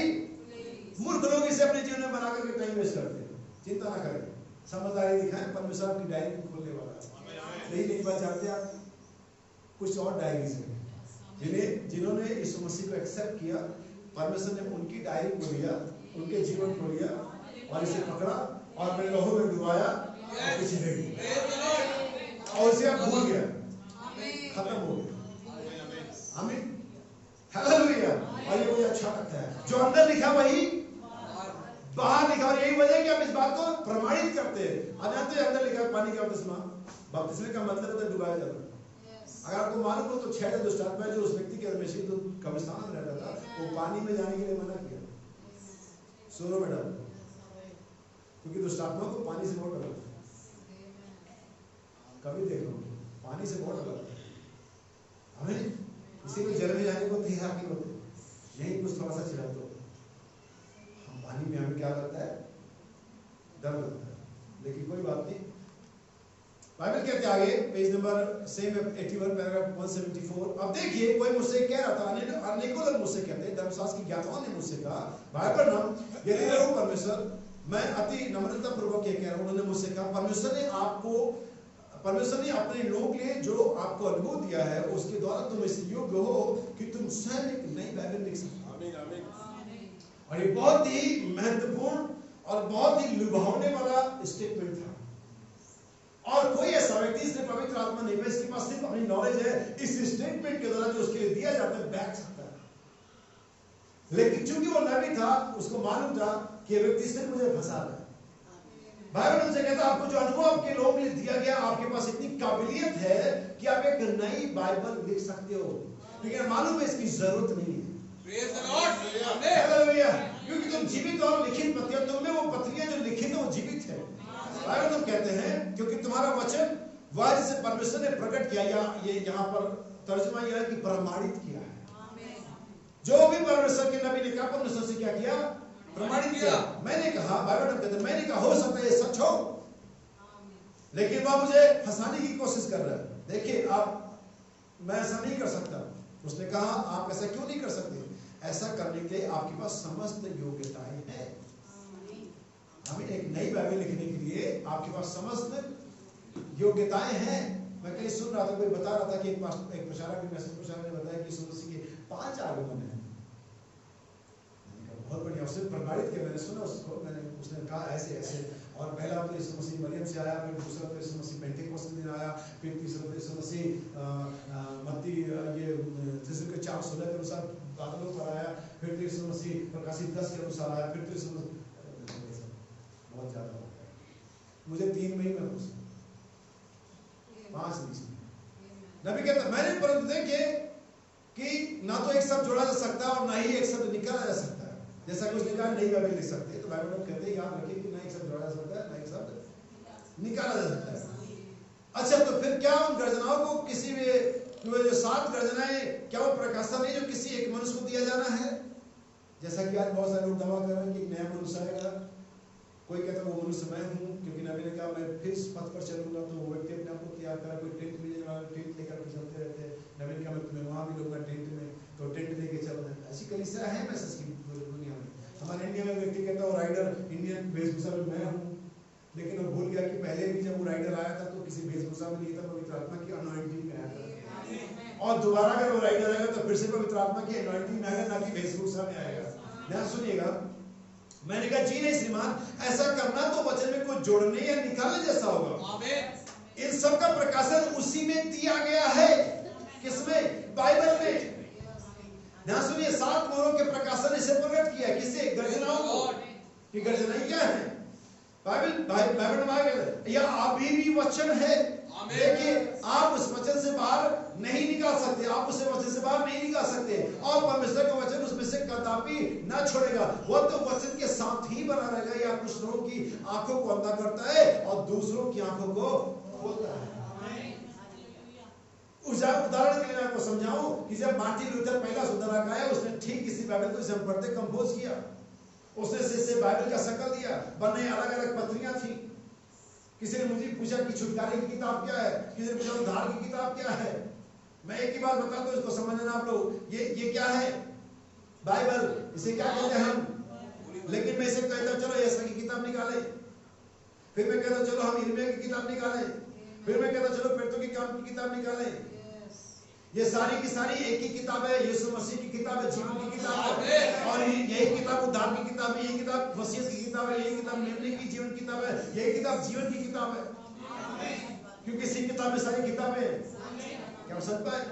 बाइबल हम कहते हैं ना तो इसमें से कुछ निकाल सकते हैं, ना इसमें कुछ जोड़ सकते हैं। ऐसा है कि एक क्या खोलता है दूसरे को अंधा करता है। नेक्स्ट लाइन जो बाइबल में कहते हैं जो महत्वपूर्ण है, तुम लिखित पत्रियां हो जिन्हें सब लोगों की तरह पढ़ा जाता है। अब इसे आप इस तरह से कह सकते कि इसका बस एक कैसे बात कर सकते, तुम वे पत्रियां हो जिन्हें लिखा गया है और उन्हें सब मनुष्यों की तरह पढ़ा जाता है, क्योंकि तुम उसमें अर्थात वचन में कुछ जोड़ नहीं सकते। आमीन। यही वजह है आप में जो भी लिखा हुआ था शैतान निकाल नहीं पाया। अगर यीशु मसीह के नाम का बपतिस्मा, एक परमेश्वर पर विश्वास, रैप्चरिंग फेथ, जो भी आप में लिखा हुआ था, आप किसी भी रिलीजन, किसी भी धर्म और संस्था में पैदा हुए, शैतान निकाल नहीं पाया। और न ही शैतान आज आप में कुछ ऐसा जोड़ सकता है जो यहाँ बाइबल में ना पाया ना हो, क्योंकि आप वचन हो जिन्हें पहले से लिखा गया है। आपको जानकर क्या आश्चर्य होगा कि यहूदा के विषय में लिखा गया था किताब में, जैसा उसके विषय में किताब में लिखा हुआ था, और ठीक यीशु मसीह के विषय में लिखा हुआ था, ठीक हमारे विषय में लिखा हुआ है। यही हुआ कि शैतान में से वचन तो निकाल सकता है और न कुछ ऐसा डाल सकता है जो आप में वचन में ना पाया जाता है, जो कि तुम जीवित और लिखित। सुनिए, दूसरे शब्दों में तुम परमेश्वर के प्रकट वचन हो। पतरस और यूहन्ना से दिखाने के लिए वहां ऊपर गए तो लोगों ने उन्हें अज्ञानी और अशिक्षित जाना, उनके पास कोई शिक्षा ना थी। लेकिन लोगों ने ध्यान दिया कि दोनों यीशु के साथ थे। तो शब्दों में उनकी जो आइडेंटिफिकेशन थी, पहचान थी, शिक्षा के साथ नहीं थी। उनकी जो पहचान थी जाति के साथ नहीं थी। उनकी जो पहचान थी पादरी वर्ग के साथ नहीं थी कि क्या अच्छा ये व्यक्ति तो बहुत पढ़ा लिखा, ऐसा नहीं था। अच्छा ये तो फरीसियों के ग्रुप का, अच्छा ये तो ऊंची जाति, उनकी कोई इस तरह की पहचान नहीं थी। उनके बारे में एक ही पहचान थी, यीशु के साथ रहे थे। लेकिन हम बहुत सारी बार अपनी पहचान तो किसी और चीज के साथ देना चाहते हैं कि मैं तो फलाना जाति का, मैं तो ठाकुर जाति का हूँ, और मैं तो अमीर जाति का हूँ, और मैं तो इस शहर का हूँ, और मैंने तो इतनी एजुकेशन ली हुई है। उनकी पहचान इस द्वारा, इन सब चीजों के द्वारा नहीं हुई। उनकी पहचान किसके द्वारा हुई? यीशु के साथ रही। आपकी पहचान कैसे होगी? हालेलुया। ध्यान से सुनिए, उनके पास कोई शिक्षा न थी, लेकिन लोगों ने ध्यान दिया दोनों यीशु के साथ थे। समझे? हालांकि वे अज्ञानी और अशिक्षित थे, परंतु वे लिखित पत्रियां थे। कौन?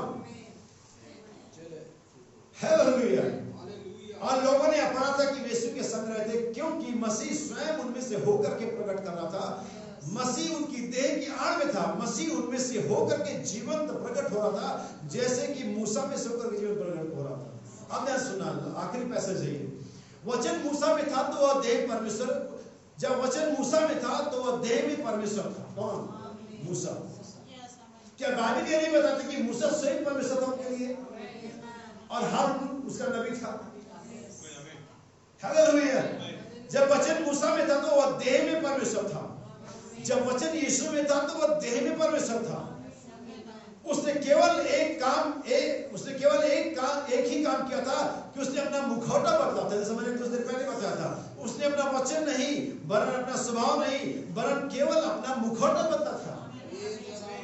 हालेलुया। अब आगे कहता है, इसीलिए इसका जो मेरी बेड़ो मेरा सब पहचानती है। जो वचन के पारखी है ना, वो वचन को पहचान लेते हैं।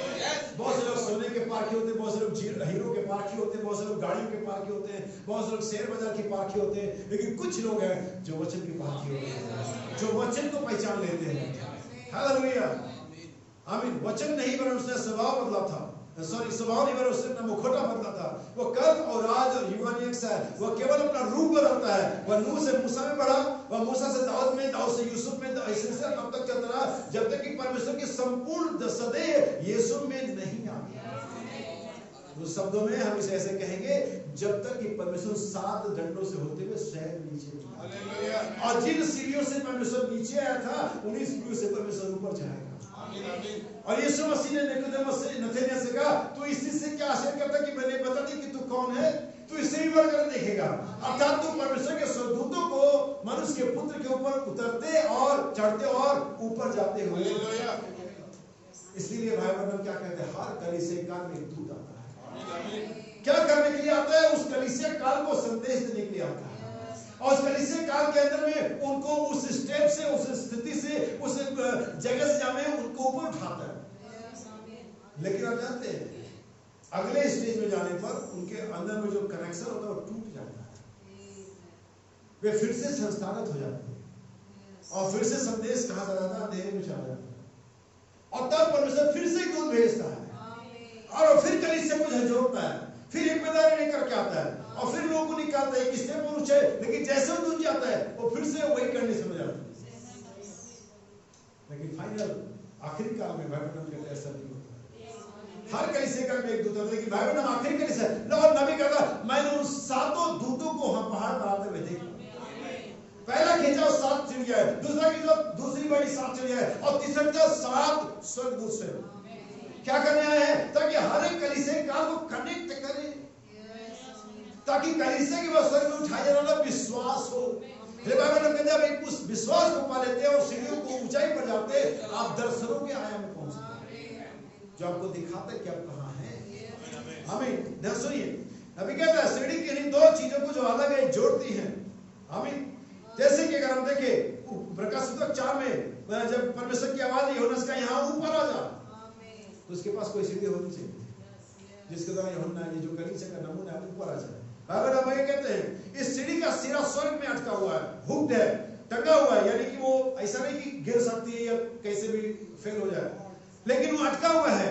लेकिन पृथ्वी पर किसी चीज पर उसे टिकना है। परमेश्वर सीढ़ी को अब्राहम पर टिकाना चाहा, लेकिन जानते अब्राहम फिसल गया और वो सीढ़ी अब्राहम पर स्टेबल नहीं हो पाई।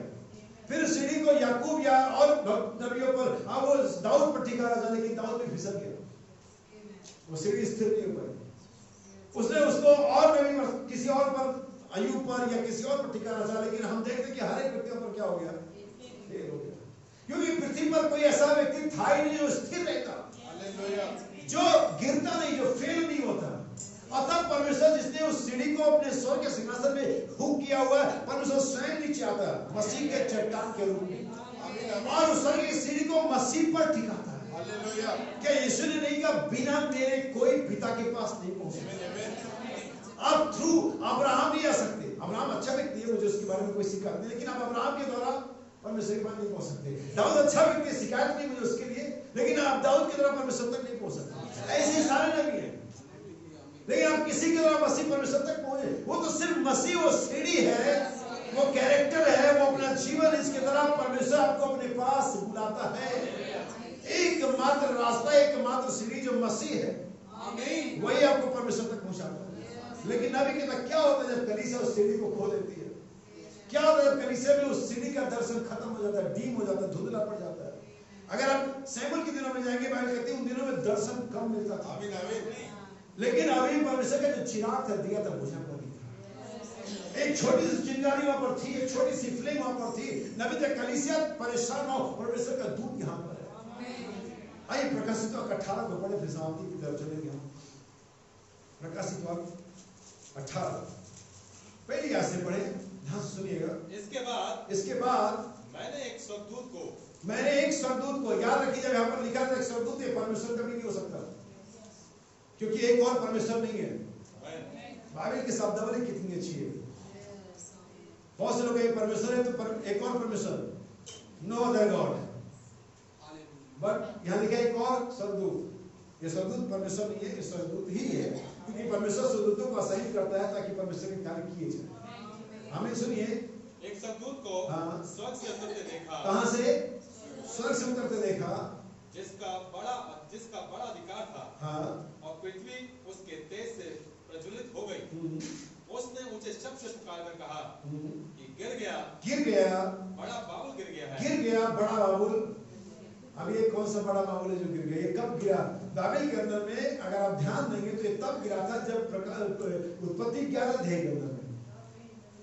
पहले ये बाबुल नहीं कहलाता, बाबेल कहलाता था। अगर आपको इतिहास पता हो, पहले बाबुल नहीं था, ये बाबेल कहलाता था। और वहां पर लैंग्वेज के अंदर में गड़बड़ी आई, और तब निम्रोद ने उस सीढ़ी को, उस टावर को बनाना शुरू किया था ताकि वो आसमान में परमेश्वर के साथ स्वर्ग से क्या करे? बातें करे। बाइबल कहती है परमेश्वर ने खुद ये काम को देखा था। परमेश्वर ने खुद ये देखा और परमेश्वर ने खुद ये बोला कि अगर ये एक बनी रहे और एक ही काम करते रहे तो इनके लिए कुछ भी असंभव नहीं होगा। यूनिटी के अंदर में स्ट्रेंथ होती है। शैतान और मोटिवेशनल स्पीकर अभी बताते हैं, इस दुनिया में बताते हैं, इस एज में बताते हैं। परमेश्वर से पहले बता चुका है कि जो यूनिटी होती है उसमें कितनी ताकत होती है, चाहे वो रॉन्ग लोगों की, गलत लोगों की भी क्यों ना। आमीन। अगर आप देखें तो सारे नास्तिक एक साथ मिल गए हैं ताकि उनको जो परमेश्वर के लोग सताए। लेकिन ध्यान दीजिए, हमारे पास सिर्फ 2 चीज की यूनिटी होनी है, परमेश्वर के वचन, परमेश्वर की आत्मा की। आमीन। परमेश्वर का वचन आपके पास है, लेकिन जिस परमेश्वर के वचन पर आत्मा की यूनिटी आ गई, अधोलोक में भी इतने शैतान नहीं जो आपको डिस्टर्ब कर सकते। नबी कहते हैं एक मसीही शैतान को अपसेट कर देता है। हालेलुया। और आपको मालूम अय्यूब ऐसा मैंने सीधे शैतान को अपसेट करता, शैतान इधर उधर घूम रहा था, अय्यूब के बारे में अपसेट था, परमेश्वर के पास पहुंचा, परमेश्वर ने और अपसेट कर दिया, क्या तूने मेरे दास अय्यूब को देखा? और शैतान तो पहले अपसेट, हाँ मैंने देखा तूने बहुत आशीष दी है। नहीं ऐसा नहीं। एक मसीह जिसके पास पवित्र आत्मा और वचन दोनों है वो शैतान को अपसेट करता है। जब तक मूसा के पास वचन था मूसा अपसेट था, खाली वचन था हम यहूदी हैं, हम गुलाम हैं, हमें आजादी हो नहीं, वचन था उसके पास, मम्मी ने बताया वो वचन, लेकिन तभी तक वो अपसेट था, भाग रहा यहाँ वहाँ। लेकिन जब परमेश्वर का आत्मा उस वचन पर आ गया, अब सारा फिरौन सारा मिस्र अपसेट है। हालेलुया। आपको कुछ और नहीं, उस यूनिटी माना जो परमेश्वर के वचन के ऊपर भी परमेश्वर की आत्मा का है। सो उसने कहा अगर एक मन रहे और एक ही काम करते हैं कुछ भी असंभव नहीं है। और नीचे चल के उनकी भाषा में क्या डाले? गड़बड़ी डाले। और तब यहाँ पर बाबुल गिर गया। लेकिन एक बात याद रखें, जो कुछ बाइबल में चित्र में दिखाया गया, जो कुछ हो चुका है, वास्तव में वो उस चीज बात का सूचक है जो भविष्य में होगा। वो गिर गया, वो ठीक है, वहां पर एक चित्र गिर गया, लेकिन ये बाद में भी होगा जब ये बाबुल आत्मिक रूप में बसेगा, जब ये गड़बड़ी की बातें, जब ये एक ऐसे टावर को बनाएंगे जिसको समझे कि खुदा ने बनाया और हम इसके द्वारा परमेश्वर के साथ जुड़ सकते हैं, जो उनके मन का भ्रम होगा, तो परमेश्वर उसको भी गिराएगा। और आज ये चर्चेस का स्ट्रक्चर है, ये भेद बड़ा बाबुल हम सब जानते हैं। द ग्रेट बेबीलोन के 2 पार्ट्स है, फिजिकल और स्पिरिचुअल। अगर इसको आप ऐसे भी देखें, मैंने पहले ही बताया कि बाबुल के अंदर में अगर आप जाएं, चाहे आप उस समय के पीछे जाएं या आज के बाबुल के अंदर में आए, तो बाबुल में एक ही चीज होता है कि बिजनेस होता है, लेन देन होता है, व्यापार होता है। बाइबल पढ़िए प्रकाश वो सब लेन देन और बहुतायत के कारण फूल गया है। हर एक प्रकार की मणि, हर एक प्रकार का जेवर, हर एक प्रकार का सोना, हर एक प्रकार का हीरा वहां पर है। बाबुल में सिर्फ क्या होता है? लेन देन, लाभ हानि, बिजनेस। लेकिन अगर यरूशलेम में जाए, वहां पर एक आराधना और ये आत्मिक वसानी का है, क्या है? आइए प्रकाशित वापस जाए और इस बाबुल के गिरने को देखें कि गिरने का नतीजा क्या हुआ।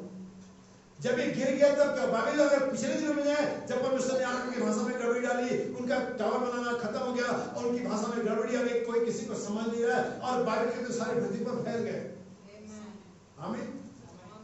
लेकिन तब परमेश्वर ने मनुष्य जाति को, जो परमेश्वर के जीवन से, उपस्थिति से, आशीष से अलग हुई थी, उसके लिए खुद एक सीढ़ी का इंतजाम और मसीह रूपी सीढ़ी का परमेश्वर ने हमें इस्तेमाल करने के लिए अनुग्रह दिया। तो मसीह में होते हुए परमेश्वर के पास वापस पहुंचे। मसीह क्या है? 7 कलीसिया काल में 7 संदेश, मसीह के 7 आत्माएं, मसीह का 7 जो चरित्र, जो डिवाइन नेचर है, वो फिर से हमें दिया गया। अगर ये बातें तुम में बनी रहे और बढ़ती चली जाए, तो तुम्हें हमारे परमेश्वर मसीह के वचन में निकम्मे निष्फल इसी के द्वारा आप जुड़ सकते हैं। प्रकाशित 18 जान में छोड़ा तो मुझे पड़ा।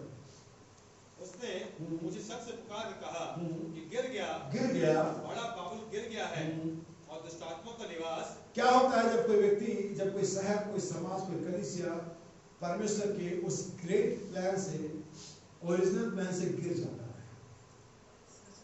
क्या होता है जब कोई व्यक्ति परमेश्वर के अनुग्रह से गिर जाता है? और दुष्टात्माओं का निवास और हर एक अशुद्ध आत्मा का अड्डा, हैबिटेशन, इंग्लिश में लिखा है हैबिटेशन। हालेलुया। गिरने के बाद बाबुल की स्थिति क्या है? दुष्टात्माओं का निवास बन गया। कोई व्यक्ति जब परमेश्वर के वचन से, परमेश्वर के दिए गए विश्वास से, अनुग्रह से जब गिर जाता है, तो कुछ और नहीं, ये कंडीशन होती है उसकी जो बाबुल की है। इसके लिए नबी कहता है आपको एक ही काम करना है कि आप उठे, पश्चाताप करें और उस सीढ़ी के डंडे को फिर से थाम लें, उस मसीह को फिर से पकड़ लें जो फिर से आपको हाथ देने के लिए तैयार है, ताकि आपको फिर से अपने साथ ऊंचाई पर लेकर के आए। नबी कहता हर कलीसिया काल में एक पत्थर पर दूसरा पत्थर आया। ठीक वैसे ही जैसे कि एक गर्भवती स्त्री के अंदर में जब एक ब्लड सेल चला जाता है, जब एक कोशिका चल जाती है तो डेवलप होना शुरू होती है और उस कोशिका पर कोशिका आने लगती है। मेरुदंड की शुरुआत होती है वहां पर एक कीड़े के समान, और कोशिका पर कोशिका आने लगती है, फिर ऑर्गन्स आते हैं, फिर सिस्टम आता है, फिर बॉडी डेवलप होती है। नबी कहता हर समय एक कोशिका पर, एक सेल पर एक दूसरा सेल आता है और पहला सेल जो होता है उसी पर दूसरा सेल सेम आता है। अगर पहले ह्यूमन सेल है तो नबी कहता कभी उससे मुर्गी या गधे या मुर्गे का सेल नहीं आएगा, वो तो हर समय ह्यूमन ही डेवलप होगा। नबी कहता अगर कोई व्यक्ति परमेश्वर के वचन से गर्भवती है, परमेश्वर के वचन उसके हृदय में वचन पर वचन ही आएगा, वचन पर वचन ही आएगा, वचन पर वचन ही आएगा। कभी ये नहीं हो सकता कि वचन पर कोई मनुष्य की सोच आए, इस वचन पर कोई सिद्धांत आ जाए, उस वचन पर कोई अभिलाष आ जाए, वचन पर वचन ही आएगा। ये तो कुल प्रोसेस है। आमीन। इसलिए अगर वो सीढ़ी आपके अंदर में है, आप कहीं और नहीं जा रहे हैं, आप स्वर्ग की ओर जा रहे हैं। क्योंकि उसका सिरा यरूशलेम की ओर नहीं है, उसका सिरा मुंबई की ओर नहीं, उसका सिरा अमेरिका की ओर नहीं, उसका सिरा किसी बड़े से, उसका सिरा स्वर्ग में है। आमीन। और जो ऐसी बातें कहते हैं, प्रकट करते हैं कि किसी नगर की याकूब के समान दर्शन की खोजी बने, ताकि आपको सीढ़ी आप इस दोपहर में अपने जीवन में अपने आंखों के सामने नजर आए, ताकि आप ये जान सके इसके अलावा कोई और सीढ़ी नहीं है। बहुत से लोग सफलता की सीढ़ियां चढ़ रहे, मसीहों की सीढ़ियां भी चढ़ रही। अब इसमें चाहे हमें जीवन में असफलता मिले, चाहे दुख मिले, चाहे परेशानी मिले, घरेलू मिले, हम उसको मैनेज कर देंगे, लेकिन चढ़ेंगे ही सीढ़ी। क्योंकि सफलता की सीढ़ी आखिर में खत्म हो सकती है, लेकिन मसीह की सीढ़ी ये स्वर्ग तक पहुंचती है। एकमात्र सीढ़ी जो बाइबल में लिखी है दुनिया में है, जो स्वर्ग में जाती है, वो यीशु मसीह। कितने लोग तैयार है सीढ़ी को चढ़ने के लिए? आमीन। अगर आपको कहीं पहुंचना है, जहां आप है वहां से कहीं पहुंचना है, आपको सीढ़ी का इस्तेमाल करना। अगर आप स्वर्ग में जाना है तो सीढ़ी का इस्तेमाल करना। और नबी की सीढ़ी आपको तब मिलती है जब विश्वास के द्वारा तब सीढ़ी को ऊंचाई पे जाता है, दर्शनों के आयाम को पहुंचाती है। वे चीजें जो अभी आप बोल रहे हैं, अभी आप सोच रहे हैं, अभी आप सभी के लिए वो चीजें हो सकता है कि से विचारों, वे चीजें वास्तविक हो जाती हैं जब हम दर्शनों की सीढ़ियों पर चढ़ते हैं। हम उसे देखने लगते हैं, इसका हमने अपेक्षा क्या होता है, इसकी अपनी आशा की होती है, इसका हमने विश्वास किया होता है, ये चीजें हमारे सामने दिखती है। आमीन। अब्राहम इसे देख सकता था, दाऊद इसे देख सकता था, दाऊद के साथ जी वो सैनिक उसे देख सकते हैं कि दाऊद फिर से राजा होने वाला। हम आज सुबह में से देख सकते हैं, अगर आपको सीढ़ियों को चढ़ेंगे तो उसके अलावा कोई सीढ़ी नहीं। परमेश्वर ने कलीसिया का उस सीढ़ी को नीचे कहा। आइए हम कोशिश करें कि हम देखें कि हम कौन से नंबर पर हैं, आगे बढ़े। यीशु मसीह उस किंग चैम्बर में, उस उपरोटी कोठरी में, उस चोटी के पत्थर की जगह में आपका इंतजार कर रहा है। वो आपको खींचेगा, जैसे सीढ़ी डाली है, खुद आपको चढ़ना है। अपना क्रूस उठाओ और मेरे आइए सर को चुनाए। कोई भी चलो आइए बहन प्रार्थना करें परमेश्वर की उस हुजूरी में, परमेश्वर की उस पवित्र उपस्थिति में, इसमें से होकर के आज सुबह में परमेश्वर ने संदेश दिया है। वो सीढ़ियों को हमारे